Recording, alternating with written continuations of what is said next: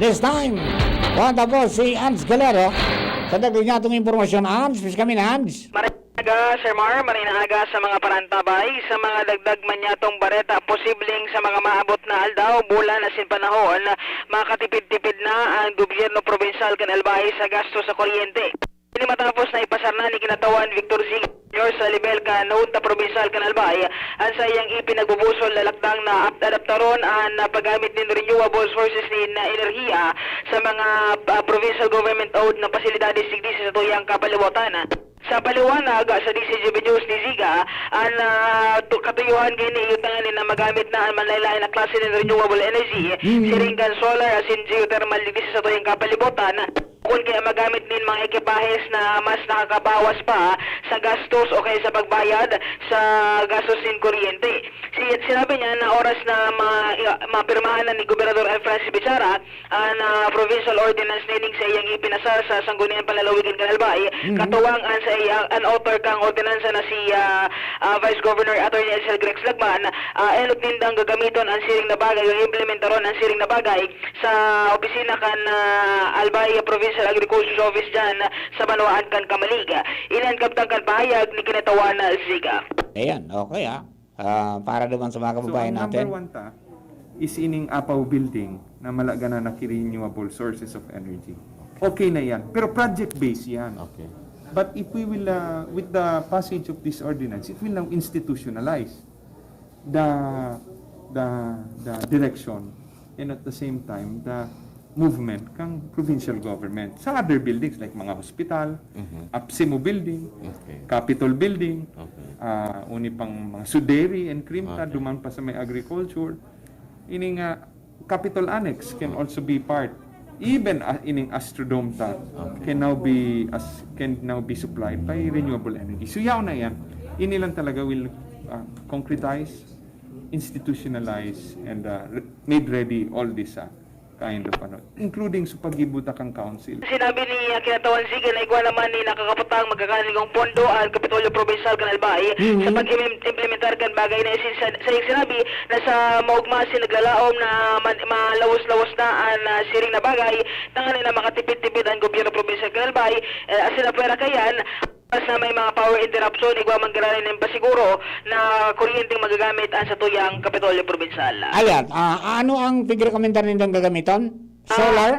Solar or geothermal? Solar or geothermal? Yes. Sa inda ka kaunan? Sa ngunyan, igwa kita sa ating Sir Mar, inining sa solar naman, pinagdadala nila kung paano sinda magkakaigwa kan mga panels na pinagagamit.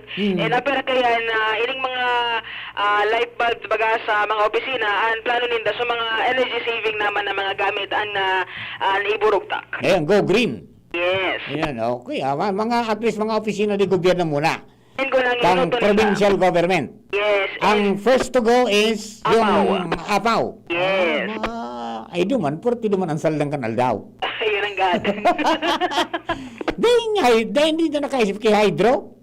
Garo, di ko pa na unang bitan sa tayo. Pero itong duwa talaga ang major na unang bitan sa Kaya tayo. lang ang tiwi, dahil man kita nakaka-access dyan ng direkta, di ba? Oo. Because it has to pass through the NGCP. Yes. Paano yan? Iliwan to sa mga masunod Nagkaroon man na sa tao. nakita nagbakal. So, kasi pag ginamit mo yung alternative source, ikaw mismo, di ba? Yes, oo. Kung may third party man siguro, baka mayroon. Pero ang aram ko, si Governor Bichara nagpa-develop nagpa-adal managul sa solar. Yes, actually, nagkakiguan niya ng research study man ang mga personalis kang Albay provincial government. May kinaraman sa bagay na yan. Yung dire-diretso na yan. Tapos kita, makatipid ng gada and go green na ng gada. Ayan, sa bagay, ayan nga na ang makangalaso na di. Ang aldaw dahil pigbabakal. Yaon sana. Matadot tamaluya ang dalaga. I don't know. Tanganing bumuro-barato lamang. Bawas-bawasan lamang so gabat. Ayan, pero magayon yan at least sabi nga may mga experts na pinagigibo and hopefully maging province-wide.